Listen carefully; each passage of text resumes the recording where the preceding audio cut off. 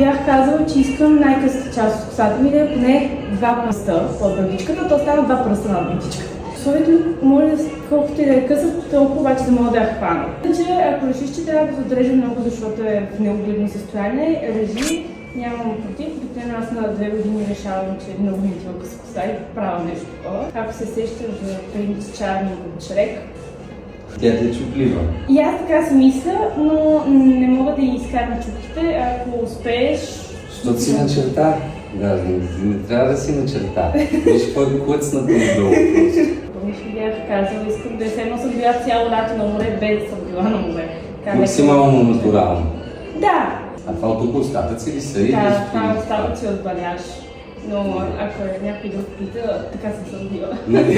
Сега, трябва да промениш плановете, не можеш с такава коса да отидеш просто и да учиш. Уха! Нали? Може ли да го запечатаме? Уникално е. Изглежда естествено, така си се родила. О, да, сега ако някой да пита... Това си е моят свят, не знам за какво Добре, говоря. 2 месеца море. Добре, Да го видим с аутфита. като wanna be rapper.